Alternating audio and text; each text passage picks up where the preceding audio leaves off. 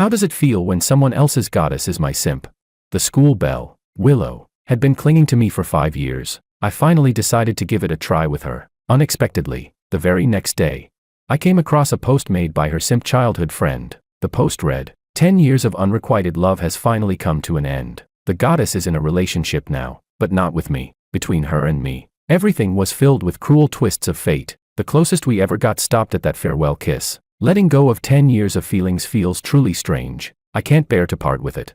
Yet I'm happy that she has found her own happiness. If the one who gave her that piece of candy back then had been me, would the person she fell in love with have been me instead?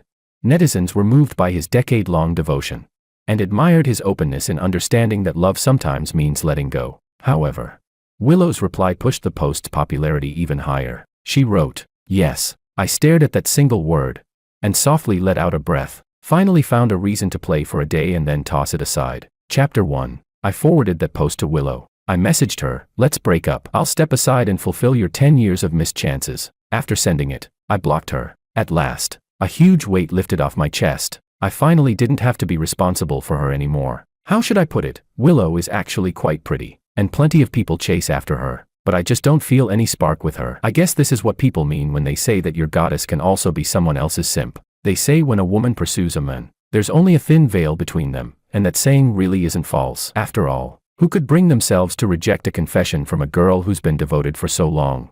When I decided to give it a try with Willow, her eyes were filled with shock, not the surprise and delight I had expected, but very quickly, she happily threw herself into my arms, tears of excitement glimmering at the corners of her eyes. I frowned for a split second, but still hugged her back, gently patting her head. Well, how do I say it? Friends for so long, might as well give it a try. Maybe feelings would grow with time, right? The result was that the very next morning, the moment I opened my eyes, I wanted to break up. While condemning myself as a scumbag, I searched forums for how to break up with a girlfriend I had just gotten together with, without leaving any obvious traces. But very soon, my attention was drawn away by all kinds of other eye-catching posts, and I completely forgot why I had opened the app in the first place. There was a post with over 10,000 likes. In the comments, everyone was lamenting a 10-year-long unrequited love. I glanced at the poster's avatar, and my heart skipped a beat. I switched to WeChat. Willow's avatar was a photo of her ragdoll cat. She had sent me a sketch her childhood friend had commissioned of the cat. At the time, she had joked, "Makoto just loves giving me these cheap little things. I think they're not even as good as what you draw." I had been busy then, glanced at it briefly, and didn't reply. After that, she changed the subject. The sketch had warm colors. I remembered it clearly. It was exactly the same as the avatar of the post's author. Suspicion rose in my mind. I matched the IP address and clicked into the pinned reply. The published content was empty, but her favorites were all restaurants Willow had once shared with me. I froze for a moment. This confirmed it. The person was my girlfriend, whom I had just started dating, and the one who made the post was my girlfriend's childhood sweetheart. They had missed each other, carrying 10 years of youthful pain and regret. Truly lamentable. Could I, such a kind-hearted person, really stand by and watch this regret happen right in front of me? With the corners of my mouth lifting uncontrollably, I posted a comment. "Holy crap, why didn't you say it sooner? Why didn't you say it earlier? But it's fine, even now isn't too late. Love means letting go. Love means fulfillment. I'll break up with her right now and give her back to you. May you two be together forever." Chapter 2. After blessing Makoto and blocking Willow, I crawled back into bed and went back to sleep. After all the chaos last night, I hadn't slept well at all. Now that there was nothing weighing on my mind, the moment my head hit the pillow, I fell straight into deep sleep. It felt like I hadn't even closed my eyes for long before a frantic ringing of the doorbell jolted me awake. With a stiff face and a whole body full of pent-up irritation, I walked toward the entryway. Through the peephole, I saw two people, an anxious Willow, a dejected Makoto. I glanced at my phone. The forum's back-end notifications had completely exploded. The number of gossip-hungry onlookers had skyrocketed. Countless messages from unknown numbers flooded in. All of them were Willow trying to get me to stay. I rubbed my temples irritably. What the hell? After all that suffering finally paying off, shouldn't you be off somewhere kissing each other instead of coming here to cry like it's a funeral? The people outside switched from ringing the bell to pounding on the door. Willow shouted, "George, it's not what you think. The one I've always liked is you. I'm begging you, can you please not break up with me?" The moment she yelled that out, I almost pictured myself stepping outside later and facing my neighbors' strange looks. Would they gossip behind my back, whispering, "That's the scumbag, got her and didn't cherish her, just played with someone else's feelings"? A chill ran straight down my spine. I yanked the door open and snapped, "Shut up." Willow's eyes lit up instantly. She said, "George, I brought Makoto here to explain things to you. There's nothing between us, he's just my childhood friend." Makoto clenched his fists, his face pale, forcing a smile. He nodded and said, "Yes, just childhood friends." As for me, my attention was fixed on something else, my damn neighbor, who was slowly opening a crack in their door. Chapter 3. I didn't want to bring the two of them inside. I was afraid that if they got too worked up, I'd end up as tomorrow's news headline. So we stayed at the doorway, letting the neighbor listen from behind the corner of their door. I said, "All right, are you done talking? Anything else?" I hurriedly lowered my voice and urged, "If there's nothing else, just go." "Okay, I'm begging you." Willow looked even more miserable than I felt. With reddened eyes, she grabbed my sleeve and pleaded, "Can we not break up? This is all a misunderstanding. Makoto doesn't like me anymore. There's nothing between us. There really won't be anything. We grew up together. I've only ever seen him as a brother. If there were anything between us." It was such a classic line that I couldn't help but jump in. "If there were really something between you two, you'd have been together long ago. What would that leave me for?" Willow was left speechless. Makoto's face turned even paler. He stared blankly at the floor, then suddenly spoke up. "Right, I don't like Willow anymore." That single sentence stunned Willow. Her expression darkened, and there was even a trace of grievance hidden in it. She pressed her lips together, forced out a faint smile, and said to me, "You heard that, right, George? There's nothing between us. I've liked you for so many years, you should know how I feel." I leaned against the doorway, observing the subtle expressions between the two of them. "What a deeply tragic love story," I asked. "The kind of nothing that involves kissing." Willow frowned and looked at Makoto. "He kissed me while I was asleep. I had no idea about it at all." Makoto lowered his head, gritted his teeth, and said, "Yes, it was this year, on her birthday. She drank too much. When I was taking care of her, I stole a kiss. She didn't know. I had been at Willow's birthday party this year too. It was lively. Lots of friends came. She was as clingy as ever, and people kept teasing about our relationship. So after giving her my gift, I found an excuse and left." A flash of insight hit me. Thinking of a line from that post, I said, "Willow, you only like me because of a piece of candy. Whoever gives it to you, you'll like them." And after getting together with me, you still replied like that to Makoto. Doesn't that mean he's not completely absent from your heart? A glimmer of hope flashed through Makoto's eyes. Willow immediately denied it. "No way. I said that just to comfort him. How could I possibly be interested in a simp like him?" The next second, enough. Makoto's shout was even louder than when I told her to shut up earlier. The neighbor's door even shook. Willow looked at Makoto in shock. Makoto took a deep breath, looked at me, and said with a face full of resolve, Makoto, will never see Willow again from this day forward. If I ever have a future with her, may I die a horrible death." "Young Master Wong, are you satisfied now?" I said with a face full of black lines. I said, "We're breaking up." He closed his eyes and said with intense emotion, "If you are satisfied, then from now on, love her well, cherish her, stay with her, take good care of her. She really, really likes you." Makoto didn't look at Willow even once. He turned around and left. Willow stared at his back for a long time, completely dazed. I couldn't hold it in anymore. I said, "Holy shit, does he not understand human language?" That made Willow turn back to me. Her eyes were red, her voice hoarse. She choked out, "So, George, are you satisfied now?" I took a deep breath and said, "All right, fine. I'll lay my cards on the table. I'm done pretending. The breakup isn't entirely because of Makoto's post. The real reason is that I don't really like you, and you're not at least a little into Makoto, are you?" I step aside. "You two get together, 3 wins. Everyone's happy. Isn't that right?" Willow instantly stopped crying. Her face darkened completely. "What did you say? You don't like me?"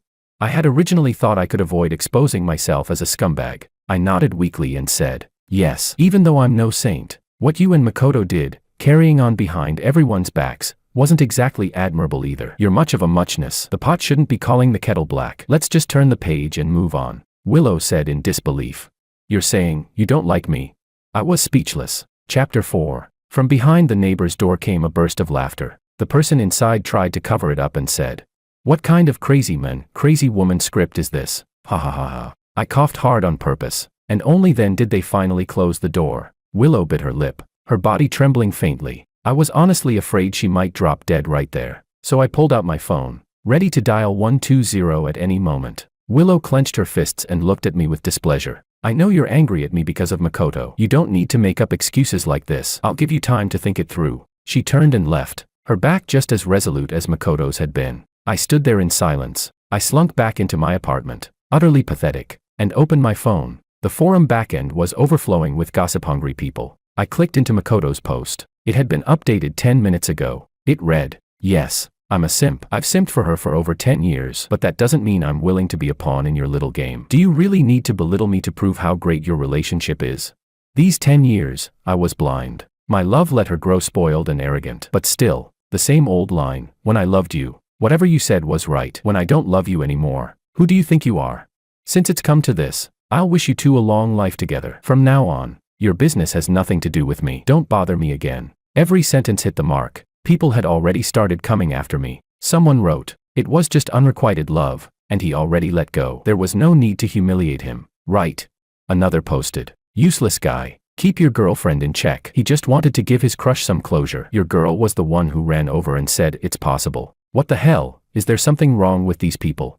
I was so pissed that I threw a full set of punches at the air. I put on my clothes and knocked on my neighbor's door. So eager when it comes to gossip. Yet opening a door is like asking for her life. I knocked for 3 minutes before the person inside slowly opened the door and said, "You were talking so loudly. I heard everything. How is that my fault?"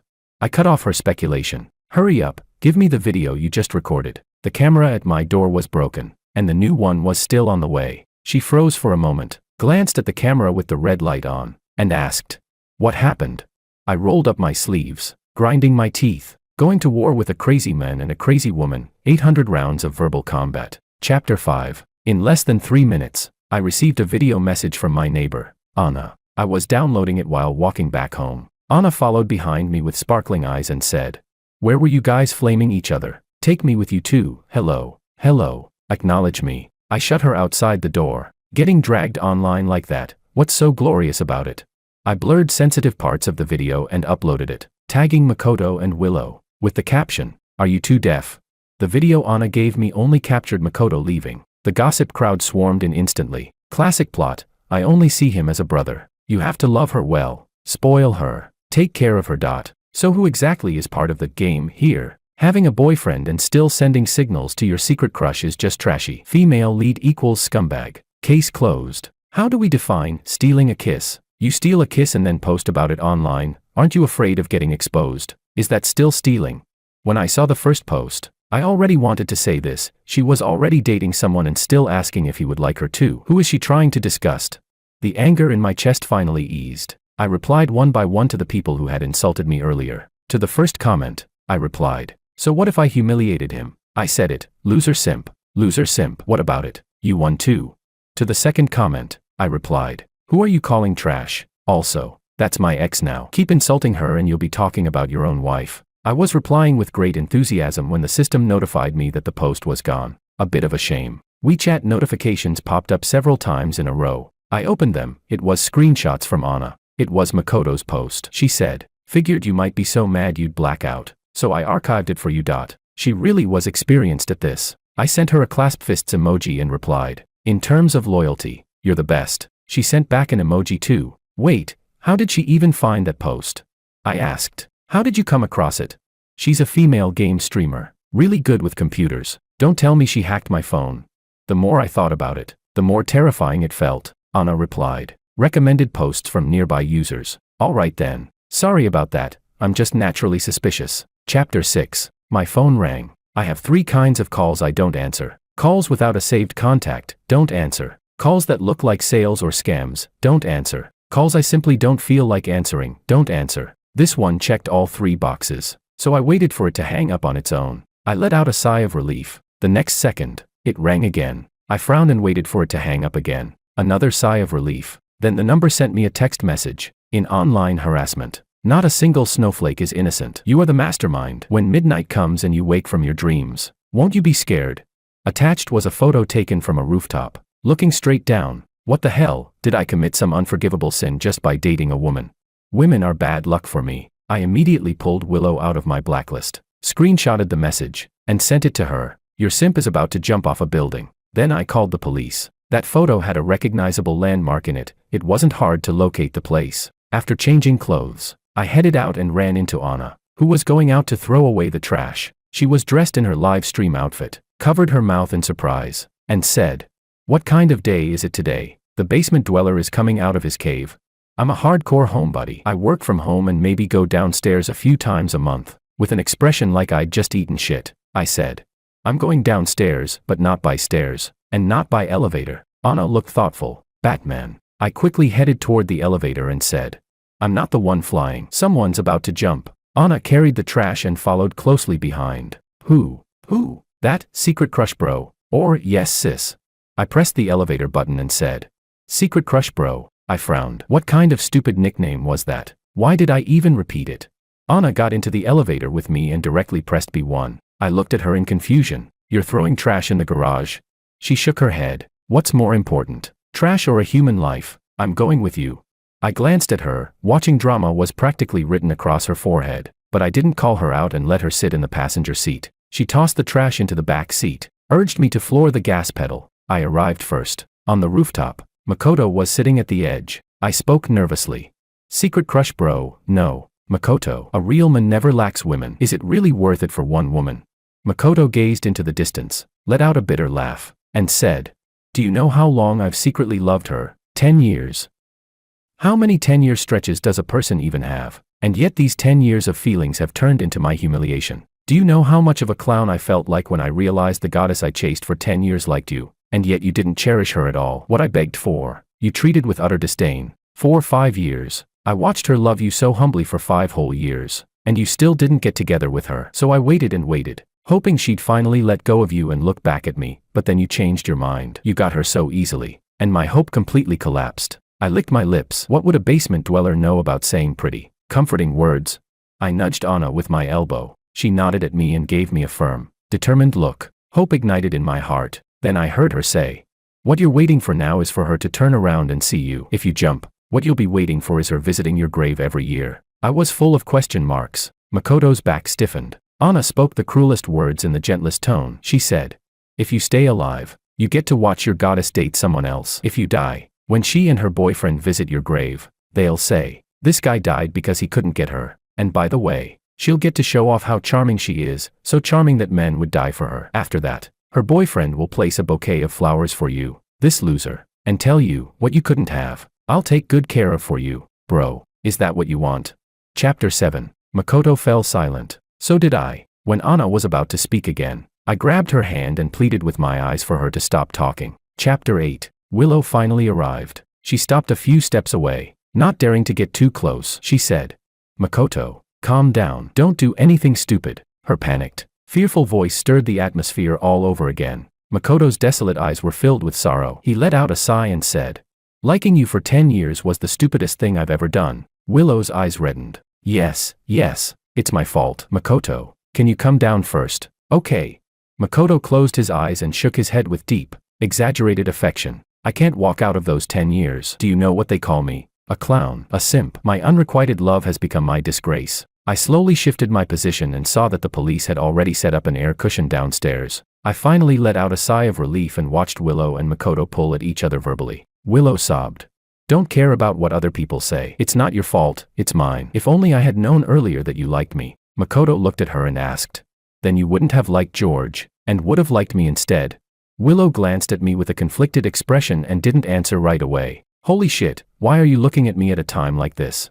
Willow lowered her gaze, wiping away her tears as she said, I would sit down and have a good heart-to-heart talk with you. I closed my eyes. Inside, I was praying to every deity I could think of. Getting tangled up in this kind of bad luck would seriously give me nightmares. The police came up and started communicating with Makoto. At some point, Anna sidled up next to me and poked me. She's so understanding. I've decided to rename her Miss So Understanding. I ignored her. She glanced at me and couldn't help but snort with laughter. Hey, why are you such a coward? He's not going to jump. I covered Anna's mouth immediately, terrified that Makoto might hear and get provoked. I said, saving a life earns you 7 layers of merit. Don't become the last straw that breaks the camel's back. Anna's eyes curved as she held back laughter. Under my hand, I could practically feel her shaking. Makoto, however, was burning with rage. He shouted at me.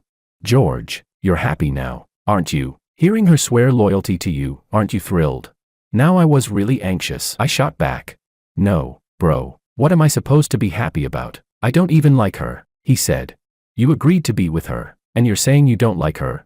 My face twisted bitterly. It was my fault. I was completely, utterly wrong. Chapter 9. Fine, I'm a scumbag. I'm guilty. I deserve karmic retribution. I immediately started climbing toward the rooftop edge, only to have Anna grab my pant leg. She almost yanked my pants right off. She said, "Have you cleared your phone's browsing history before jumping?" I was speechless. I cleared my throat, hitched up my pants, and wailed. "I've got no moves left. Someone's about to die and they have to pin it on me. What am I supposed to do? Makoto, jump, jump. If you're gonna take revenge, go take Willow's life. Don't come after me." Everyone stared at me in shock. Even Makoto froze, staring at me blankly. The police officers who had been edging closer seized the moment and dragged him away from the ledge. Meanwhile, I was getting into the zone. I beat my chest and stomped my feet, shouting, "I already said I didn't want to date you. I just want to be a basement dweller. Who am I bothering? Willow, tell me what you like about me and I'll change it." "Okay." Willow looked at me, her voice trembling. "It's been 5 years. Haven't you liked me even a little?" She looked pitiful. That was exactly the look that had softened my heart back when I decided to give it a try. I said with difficulty, "I like Lolis." And Willow had a cool, aloof look, nothing cute about her at all. I said, "I'm a shut-in." "Willow likes traveling," I said. "I don't like interacting with strangers." "Willow likes clubbing and going to parties," I said. "Interacting with high-energy people, your glow is intense enough to dry me into jerky." "Willow can hike a mountain, then go to a temple fair, and still go karaoke with her girlfriends at night," I said.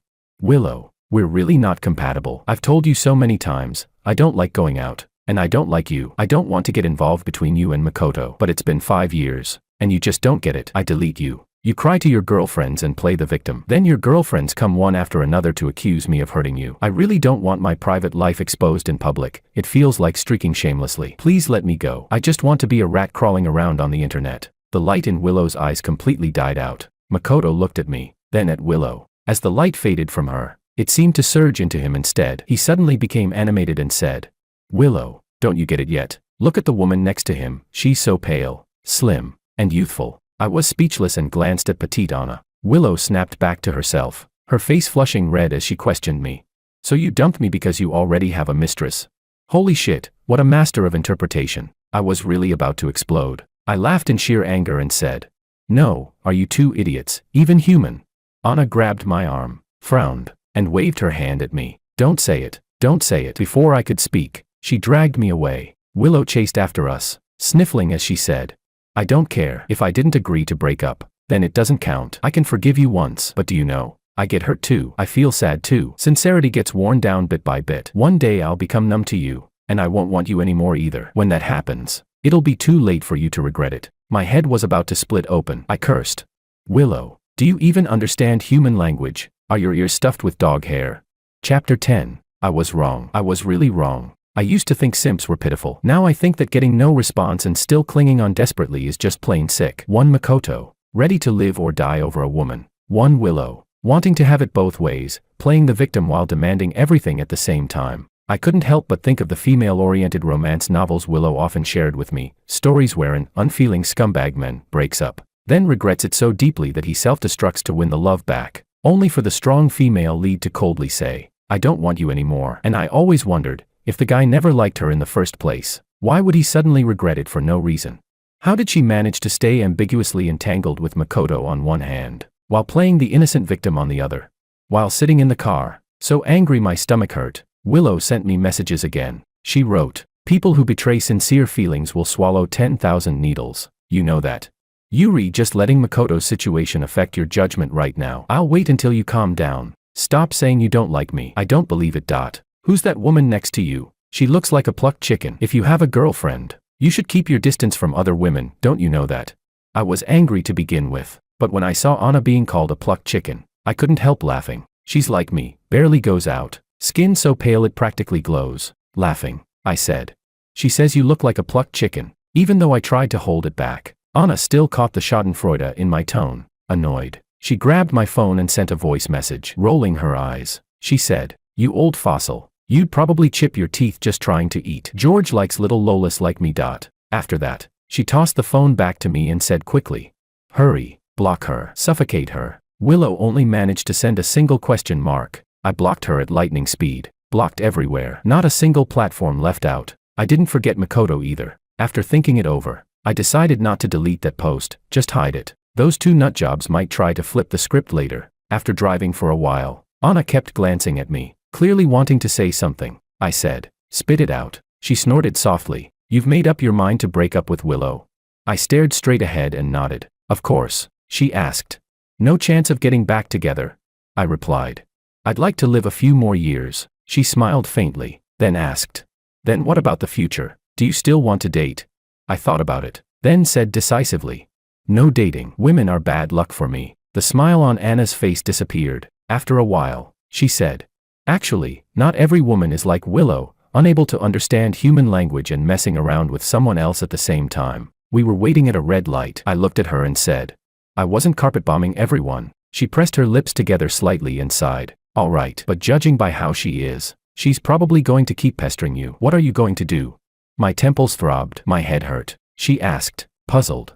Why is she so obsessed with you anyway? I stared ahead and let out a quiet sigh. I said. That goes way back. Chapter 11. I became a transparent person starting in high school. I didn't like being noticed. Didn't like speaking in front of others. Group activities were the most painful thing for me. Back then, there were 2 people in the class who didn't fit in with the crowd. One was me. The other was Willow. I isolated myself on purpose. Willow, on the other hand, was isolated by others. Her family wasn't well off. Her clothes were worn. She looked undernourished, thin and small. During the long break, when everyone else went outside to move around, only the 2 of us stayed in the classroom. Her hypoglycemia flared up. She fainted on the floor while going to get water. With only the 2 of us there, if something happened to her, I would definitely be questioned. In that instant, I bolted over and caught her. Her eyes were unfocused, her lips pale, trembling. She muttered. Food. I had a bottle of lemon candies in my pocket. I poured them into my palm like spilling beans and stuffed them into her mouth. I said.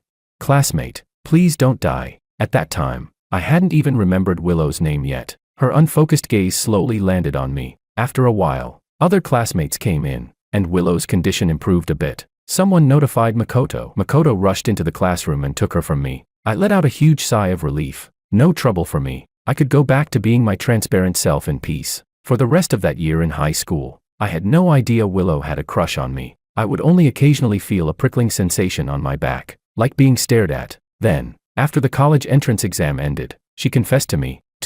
It was completely out of nowhere. I turned her down gently. I stayed in the same city for college. Willow went to the same university as me, and she stuck to me for 4 years. During those 4 years, she changed drastically. She started wearing makeup, socializing, dressing up. In her sophomore year, she was even selected as the campus belle. The once unremarkable ugly duckling became a dazzling presence. She never hid that the person she liked was me. That was extremely uncomfortable. If the campus belle liked me, I wouldn't just feel a prickling on my back. It felt like thorns coming from every direction. I turned her down politely, then directly. I said we weren't suitable, said I didn't like her. Willow would grow dejected and say it was fine to just be friends. As a friend, she shared her life with me. If I didn't reply, she'd say pitifully, can't we even be friends?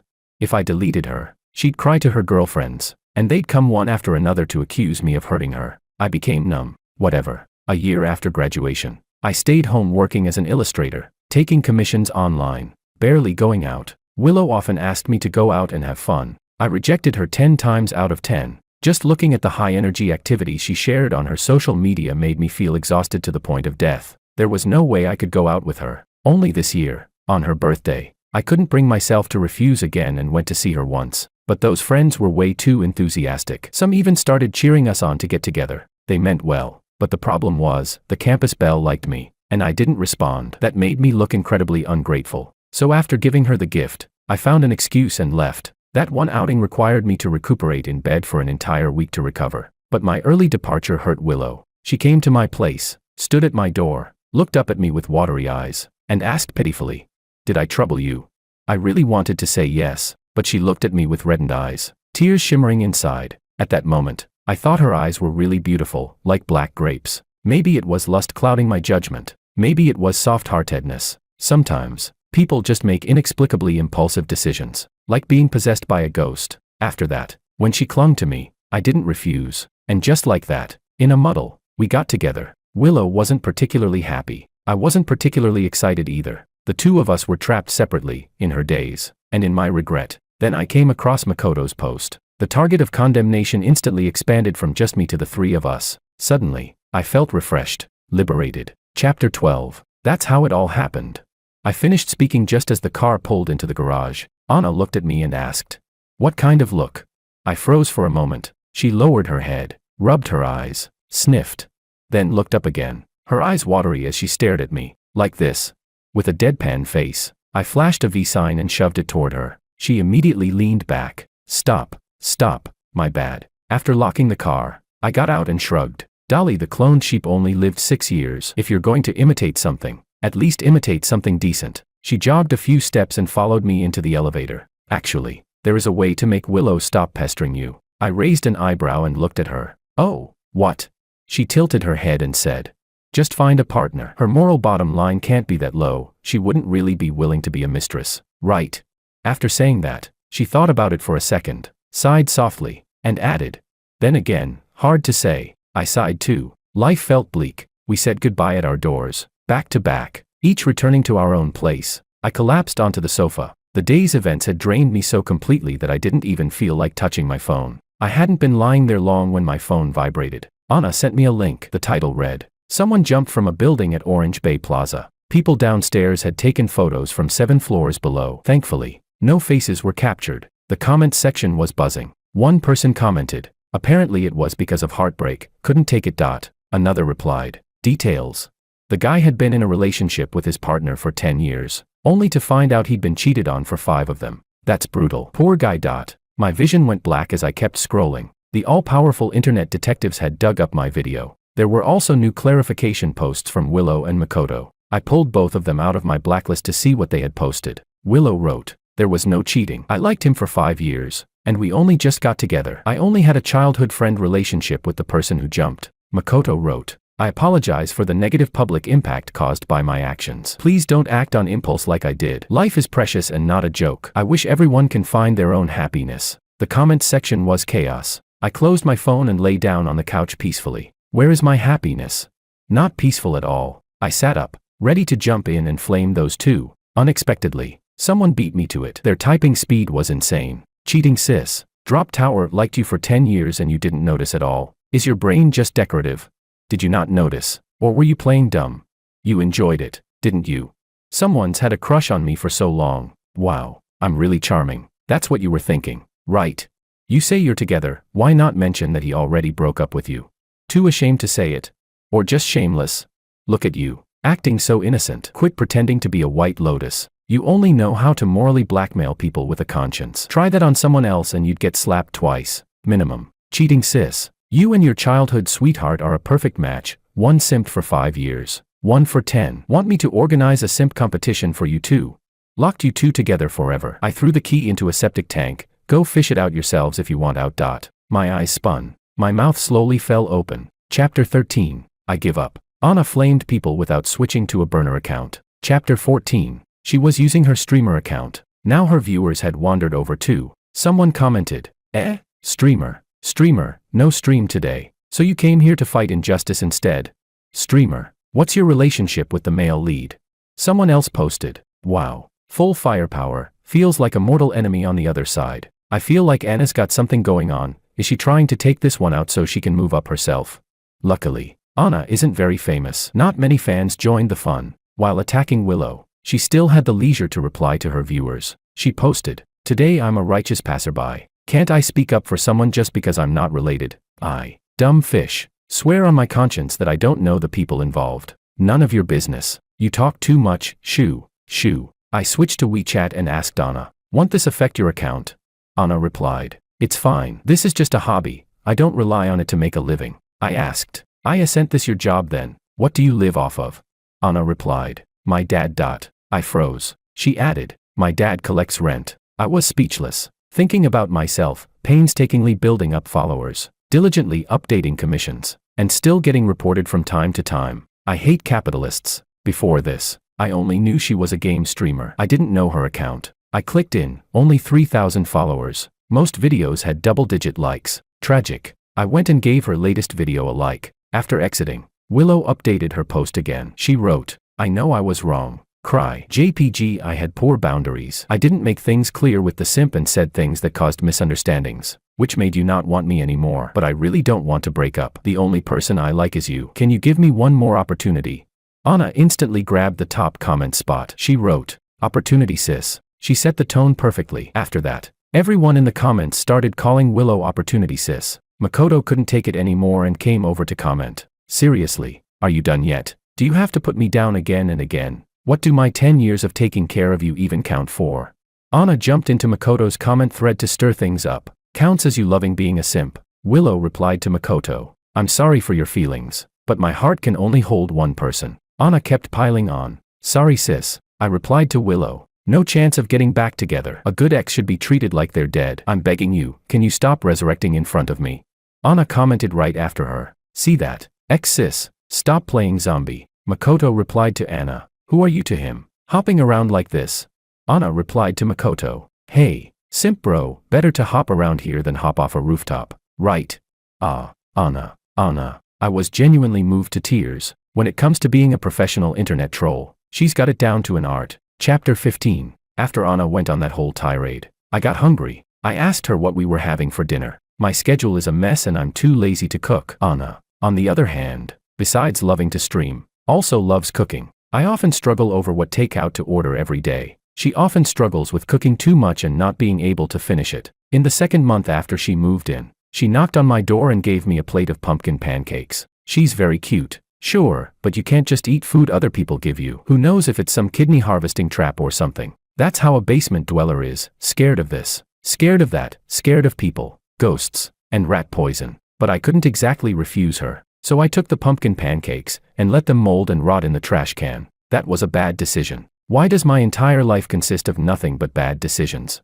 After that first time, Anna started feeding me food frequently. As time went on, she didn't act surprised at all that I was still alive and kicking, so I gradually let my guard down. When she made cream puffs, I returned the favor with some tea snacks. The next day, she was still breathing normally, so I started eating the food she brought me. The first bite nearly made a grown man cry. Food this good? I had thrown it away for over a month. I transferred money to Anna and asked her to make sure I had something to eat every day. She happily accepted the red packets and, every day at a fixed time, placed food in a bowl outside my door. After I finished eating, I washed it and put it back outside. Once we got familiar, I discovered she was extremely talkative and loved gossip. There are 15 floors in this building. She's added tenants from 3 floors, and whenever there's gossip, she tells me all about it. Wait, after asking her what we were eating, I sent another message. What's your relationship with the tenants on those 3 floors?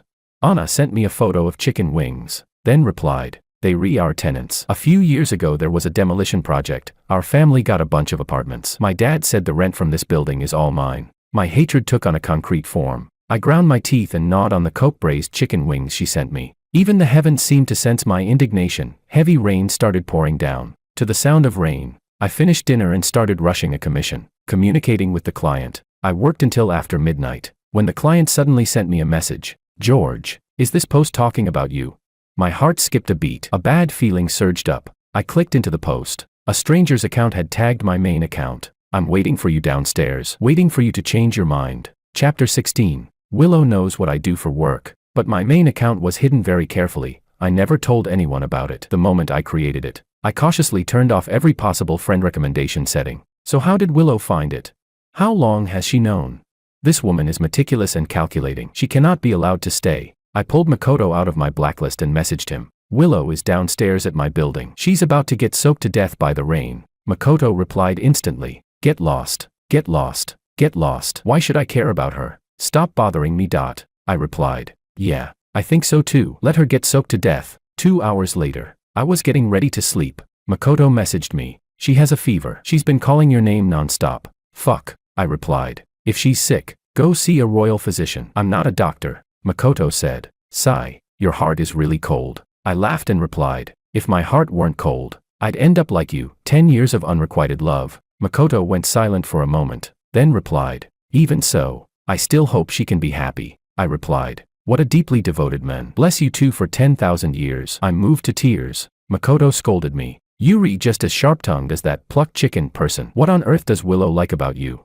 I replied. I honestly don't know. Ask her. I'll definitely change it. I got blocked. A total victory. I also blocked both Willow and Makoto on my main account. Then I made a response post. Focusing on work. Commission slots open. Story detail PDF included with commissions. First come, first served. Only 10 slots. Chapter 17. That night, orders poured in. I probably smiled even in my sleep. I organized my schedule and confirmed everyone's commission requirements. After catching up on sleep, I woke up to find that the all-powerful netizens had already connected the dots with Willow's new account. In just one night, traffic on my main account skyrocketed. Orders flew in like snowflakes. I drew like my life depended on it, lost in it, obsessed with it, possessed. Hands flying. Draw faster. Damn it. I sat at my desk all day without moving. In the evening, the doorbell rang. I opened the door full of energy. Anna was standing there, carrying 2 meals. She said, "You didn't even touch lunch. Still hung up on those 2.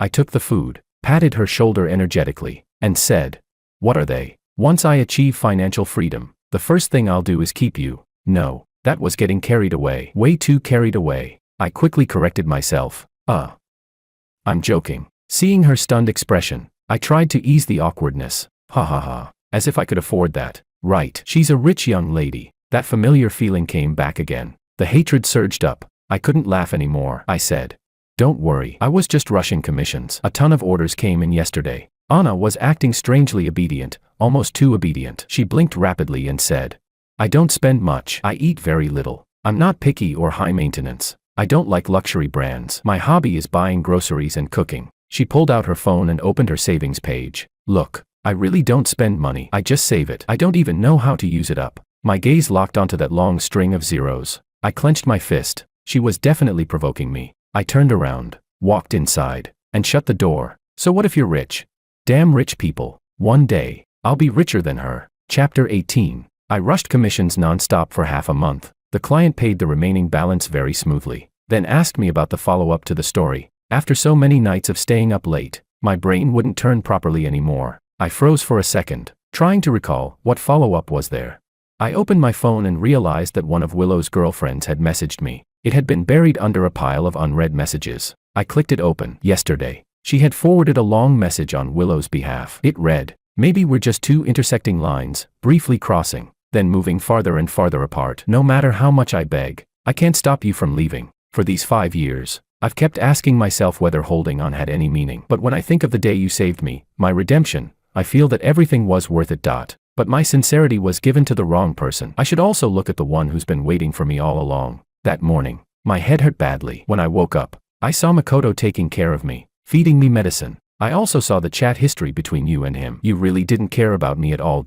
I treated him so badly, yet I treated you so well. Makoto isn't like you. Your heart is cold. I can't warm it. I can't treat him the way you treated me. That would be too cruel. I've decided, I don't want you anymore." It was already a message from 10 days ago. I forwarded it to Anna to gossip. "Childhood sweethearts forever and ever." Anna replied, "After reading that, how do you feel? Any regret about betraying sincere feelings? Wanting to cry and self-harm in remorse?" I replied, "I'm wondering if she can post another official announcement, maybe bring me another wave of traffic." Anna replied, "Wow, if you don't get rich, who will? I'll dance a get rich dance for you. Come to my stream." I replied, "That sounds great." Anna then asked, "By the way, the type you said you liked on the rooftop last time, was that real?"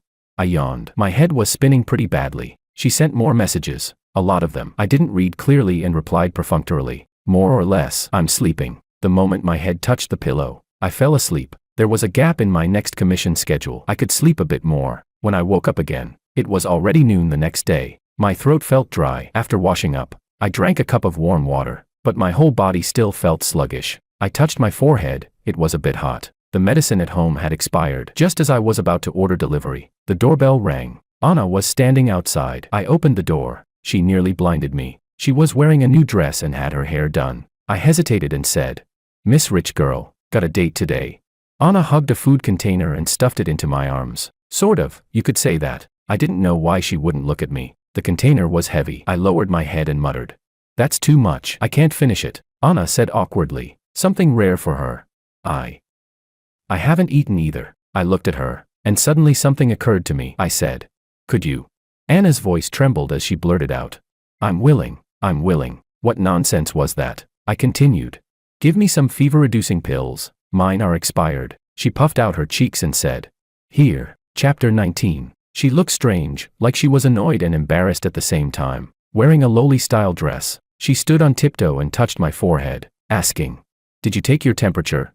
I brushed it off. "No, just feels a bit off." Her hand was a little cold, and it actually felt pretty nice on my forehead. I shook my head slightly. She said, Wait for me a moment. Leave the door cracked. I nodded and carried the food container inside. I set it on the coffee table and sank into the sofa. My whole body relaxed. I closed my eyes. The door opened, then closed again. The sound of the kettle boiling reached my ears. Suddenly, something cold touched my ear. I instinctively tried to lift my head. She said, "Hold on, taking your temperature." With a series of beeps, the cold sensation went away. Anna said in surprise, "You really do have a fever." She squatted down and shook my arm. "Don't sleep yet. Eat a bit first. Okay, you can take the medicine later." She opened the food container, took out the dishes, found a bowl, and scooped rice from the container. I ate a few bites. I'd originally wanted to say I had no appetite, but once the food hit my mouth, my appetite suddenly came back. Anna sat to the side, propping her chin up with one hand, staring at me blankly. I suddenly became a little more clear-headed and awkward. She seemed to sense it too. Her cheeks flushed as she pulled her gaze away, stood up, packed the food container, and even washed the bowl. Then she walked to the entryway and said, "The hot water's ready. Don't forget to take the medicine in half an hour. The pills are on the coffee table in the living room." I nodded. She gave me a soft smile, waved, and left. The door closed gently, but in my ears, that closing sound kept echoing over and over again. Bang, bang, bang. Chapter 20. After taking the medicine and lying back on the bed, I found that I didn't really want to sleep. Anna asked me whether I'd taken the medicine. I replied that I had. She sent me a cat-hugging sticker. Without realizing it, the corners of my mouth lifted. I tapped into my pinned contact and messaged her, "Mom, I've been doing pretty well lately. Got a lot of commissions, about to get rich. Ran into 2 crazy people, but luckily they're a matched set. There's also someone else, the very cute female streamer I told you about before. Do you think I'm imagining things? Why do I suspect she likes me? Mom, do you think we'd be a good match? Roll a 1 if we are. I tossed a dice emoji. The dice spun and spun on the screen. Chapter 21. I put my phone down and closed my eyes. After a while, I reached a hand out from under the blanket and fumbled my phone back in. I called Anna. The call was picked up immediately. She asked, "What's wrong? Are you feeling really bad? Do you want to go to the hospital?" I said quietly, "I miss home." There was silence on the other end for a moment. Then she said, "Want me to sing you a song?" I hummed in response, and she started singing. "I ride my fridge to work. The moon is clocking in. The boss is a bowl of instant noodles." No, what on earth are you singing? But I fell asleep. I really dreamed that my mom had come home and cooked for me. When I woke up, there was a smile on my face, and my body felt much better. It was dark outside, not quite late into the night yet. My stomach was a little hungry. I wanted to check the time, only to realize the call was still connected. I softly called out, "Anna." There was an immediate response on the other end. She asked, "You awake? Hungry? I cooked some lean pork congee. Do you want some?" "I do," she said. "Then I'll put it in the bowl outside your door. Don't forget to take it." I was speechless. From the speaker came the clinking of utensils, the sound of a door opening, then closing. She said, "All set." I opened the door. The motion sensor light in the hallway turned on automatically. The same thermal food container I'd seen at noon was sitting there again. A new post quietly appeared online. "I suspect dumb fish is dating someone. She used to stream without showing her face, and her voice was always kind of rough. But last stream she said someone insisted she had a lowly voice." Who insisted? It made me laugh so hard I got chills. Lowly voice. I'm about to throw up. Is she possessed or something? And she's been way more gentle when trash-talking people lately. Someone else asked, "So, does that mean the person she likes is listening in her stream?" There are only a few old regulars in her stream, not many new viewers. Next time, we should try to find any suspicious accounts. The other person replied, "I already checked. There aren't any suspicious ones." Another asked, "Then why is she like this?" Chapter 22. I'm in pretty good health. After I recovered, I didn't rush to take on new commissions. Instead, I cautiously tested the waters to see if Anna was free. Anna replied, "Yeah, I am. I don't really feel like streaming lately. What do you want to do?" I said, "Well, I dreamed about my mom last time. I felt like maybe she misses me. How do I put this? No other meaning. Really, I just wanted to take you out for a drive. The cemetery scenery over there is actually pretty nice. I mean, forget it. Just pretend I didn't say anything." I couldn't keep going. I hung up the call and clicked my tongue. Damn it, why is it so hard just to ask her out? Why did I suddenly bring up my mom? First date at a cemetery. That's certainly unique. I leaned back in my chair, replaying my incoherent babbling from just now. My face heated up. The doorbell rang. Anna was there again, makeup on, hair done, radiant as ever. She said brightly, "Let's go." Visiting mom. On the way downstairs, she started chattering again. She said, "So when we get there, What should I say to your mom? Should I report what you've been eating lately? You becoming rich definitely has to be mentioned, but your schedule is really terrible. I think it's necessary for your mom to come lecture you in a dream, I said speechlessly.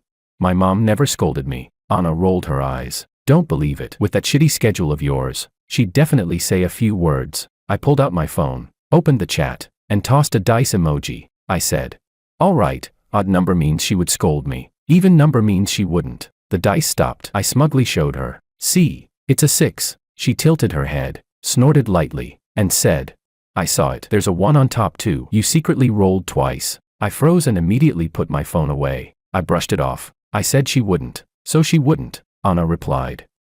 Say whatever you want, I'm definitely tattling. Her tone was light and cheerful. That reminded me of the first time Anna heard that my mom had passed away. She'd already been bringing me food for a while and we were fairly familiar. One day she asked whether my mom wouldn't scold me for not eating properly. I told her my mom had passed away when I was in middle school. Her eyes immediately welled up, panic flashing across her face. I had to comfort her. It's fine. My dad's still around. Her voice trembled as she said, oh.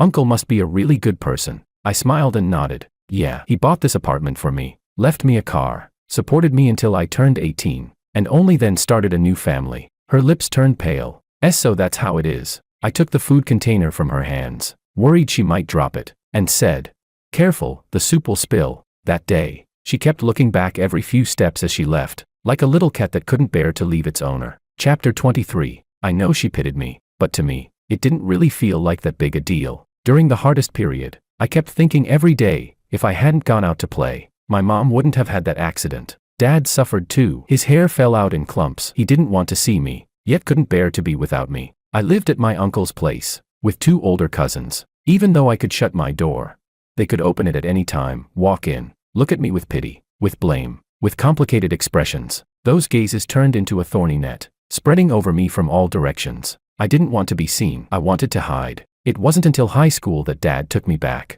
He had aged so much, and he barely talked anymore. After work, he would often sit in the living room without turning on the lights. When I came home from school and turned the light on, the light would throw his shadow onto the wall, like a monster that flashed by and vanished. I missed my dad, but I was also afraid of him. After the college entrance exam, his eyes were red as he said to me, George, I can't look into your eyes. Every time I do, I think of your mom. When he met someone new, smiles returned to his face. Being trapped in the past forever is too painful. I'm moving forward too, but I will always remember my mother. The mother on the gravestone is still young, smiling beautifully, Anna said. Hey, your eyes look a lot like Auntie's. I looked at her, then lowered my head, smiling bitterly. Do they? Maybe. She stood with the sun behind her and leaned closer. Yeah, both really beautiful. The sunlight behind her pierced my eyes, and tears fell instantly. I froze. Anna raised her hand and wiped the tears from my face. She wagged her finger and said, wow, you really can't take a compliment. Huh. I smiled again and said, I want hot pot tonight. Will you make it at home? She blinked, the corners of her lips curving up slightly. Of course, I can make anything. Then tonight, we'll go to Anna's place for hot pot. Chapter 24. A few days later, the forum backend started flooding nonstop with tags and private messages. Both my main account and burner accounts were getting hit. I pulled Makoto and Willow out of the blacklist and clicked in to watch the drama. Sure enough, it was another post by Makoto. The person I simped for 10 years turned out to be nothing special after I finally got her. I stared, eyes wide open. This was posted by Makoto. He wrote, I really did simp for her for 10 years. I don't know whether she knew I liked her, but she definitely responded to my efforts. So I believed that sincerity would be met with sincerity, that as long as I persisted, one day she'd turn around and see me. Facts proved I was wrong, completely, utterly wrong. Once she got together with the person she liked, she spared no effort denying our past, as if I were a cockroach, a pest, a harmful virus, disgusted by my very existence. That's when I felt disappointed, but I wasn't willing to accept it. Were all her responses to me just my imagination? Her choice finally woke me up. People telling me not to be a simp hit me like a bolt of lightning. She wasn't unaware of my crush, she enjoyed my care, tacitly allowed my feelings to boost her sense of charm, while at the same time displaying her true love for someone else. This bitch used me. I was furious, but I didn't expose it. I pretended to be the same considerate person as before, stayed by her side, took care of her when she was sad and miserable. Sure enough, she agreed to be my girlfriend. At first she was still thinking about her white moonlight. Ridiculous. Did she think I couldn't tell? But I endured it. because I knew she hadn't really fallen for me yet. Until she truly did, until she fell hard. Just yesterday, I took her down. She said she was willing to marry me and wanted to be with me for life. Heh, as if she deserves it. I slept with her and then dumped her. Doesn't she like being emotionally abused? Now I'm doing it too. Goodbye. You're just average. Willow's post was still pinned at the top. She wrote, "Please don't abandon me. Don't break up with me. Okay." I excitedly forwarded everything to Anna. Anna, one sentence can truly enlighten a person. Anna replied. She's actually, wait sis, waited for you. Then kept waiting for revenge bro. I laughed so hard I almost choked. Another tag popped up in my notifications. It was Anna tagging me in her post. She wrote, "No meddling, already happy." Someone commented with a screenshot that read, "I, dumb fish, swear on my conscience that I don't know the people involved." Anna replied, "What does dumb fish swearing have to do with me, Anna?" Then another comment appeared. "Oh, I'm not trying to stir things up, but I've never seen this account in her live stream. A few days ago her voice was that gentle. Everything she said sounded sweet and sticky, and she was even twerking. Who was she fishing for? I'm really not trying to start drama, but when her boyfriend isn't in the stream, she's still acting all coy and affected. Shouldn't she maybe pay attention to that? Again, not trying to start drama." Chapter 25. I took a screenshot and went to ask her about it. Coincidentally, she sent me the same screenshot at the same time. I asked, "What did you say in your live stream?" Anna replied, "Which alt account did you use? Hurry up and throw it in and slap her in the face." I was full of question marks. Anna was also full of question marks. After a while, she sent me a screenshot of her own chat history. Anna had said, "By the way, the type you said you liked on the rooftop last time, was that real? Shy. I think I fit your ideal type pretty well. Want to give it a try?"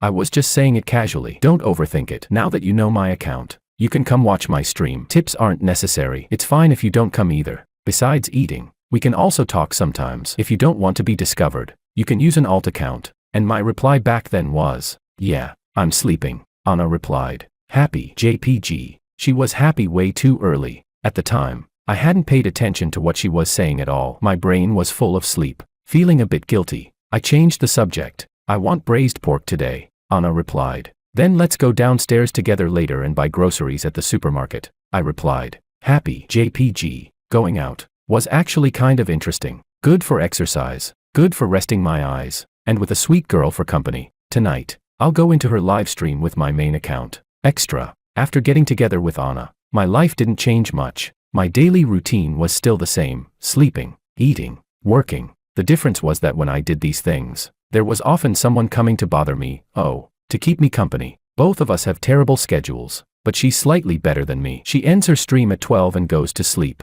I, on the other hand, stay up late. After she got together with me, she also started staying up late. People really do pick up bad habits that easily. Staying up late makes you hungry. And then she learned to make quite a few late-night snacks. 3 months after we got together, the two of us gained 5 pounds each. Anna has a bit of appearance anxiety. After her face put on a little flesh, she kept worrying that people would call her a fat fish head, and she started pacing nervously up and down the stairs. I thought she was climbing stairs to lose weight. In the 4th month, she linked her arm with mine and asked me to accompany her upstairs. I said, "Even if it's the landlord's place, it's still not very appropriate to go in like this, right?" She had already opened the door. She said, "They moved out a long time ago. This place hasn't been rented out again. I just had someone come clean it up recently." I stepped inside and froze. Different areas inside were filled with different kinds of fitness equipment. A treadmill, dumbbells, a hula hoop, a stationary bike, and some things I didn't even recognize. Her eyes sparkled as she said, "So, this place has been turned into a gym. From now on, we don't have to worry about getting fat even if we eat late-night snacks." I was silent for a moment, then said, "You mean, this apartment that's twice the size of my place is used just for us to work out?" Anna ignored me and said, "Don't talk about that. Don't talk about that, just tell me, how is it?" I stroked my chin and said it was indeed pretty nice. Anna was clearly in a good mood. She excitedly picked up a little teddy bear plush from the equipment, spun around the room, and said, "Have you seen my little bear?"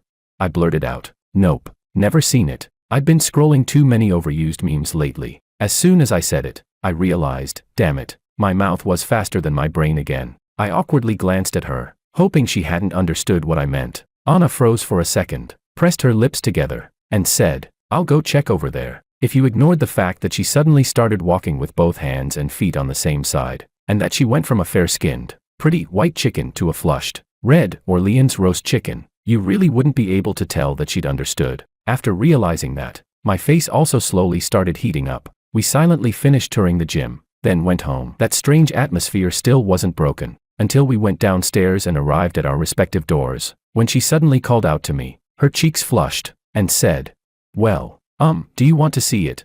"See what? See what?" "Don't say things that'll get flagged by content moderation."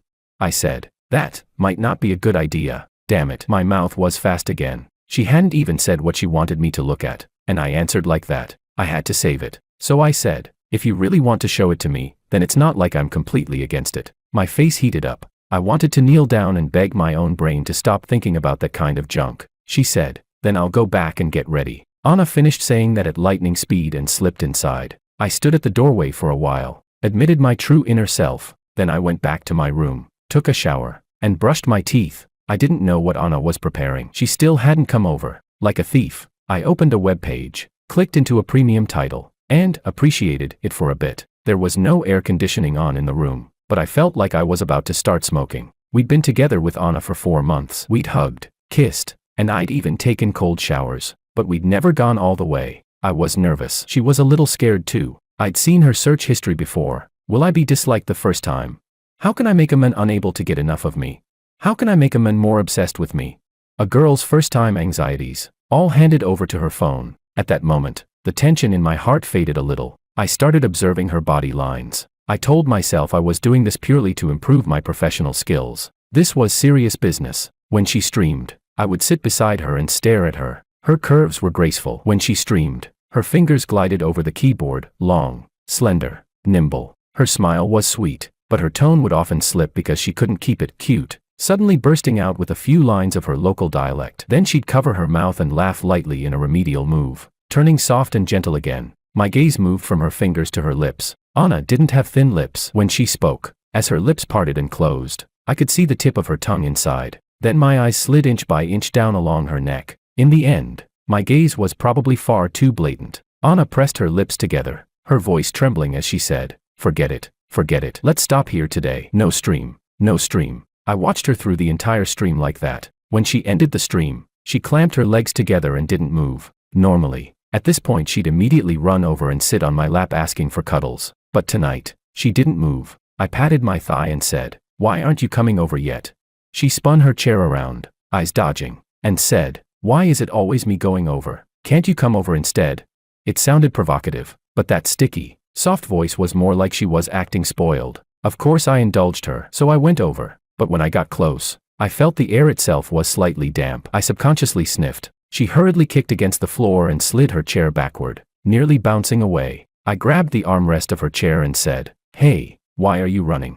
She blinked rapidly, then turned her head away, presenting her red ears to me. She said, "You're so bad. Go back a bit." It made me look like a pervert. If I didn't play along, I'd be letting her shyness down. So I cupped her face and kissed her. Her skin was scorching hot. Confused, she hurriedly pushed me away. She said, "I'm going to sleep now. Hurry up and go back." I said speechlessly, "What? You're kicking me out?" She pushed me by the back and drove me out of her place. I was a little annoyed at first, but then I remembered her flushed expression, and it clicked. I called her. She didn't answer. I called again. Still no answer. I kept calling. She picked up. Through the faint electric hum, I heard her breathy, drawn-out voice. She said, "Husband, what's wrong?" Pinching my own thigh to hold back laughter, I asked, "Feeling good now?" She snapped and hung up the phone. I laughed so hard I collapsed onto the bed. The door opened. My memories were cut short. Anna walked in wearing a nightgown and sat down by my bed. I stared at her without blinking. She took my hand and guided it under her clothes, eyes sultry like silk threads, and said, "How do you want to look? With a night this long?" Of course I was going to look thoroughly. Such a delicacy. Eat it, eat it.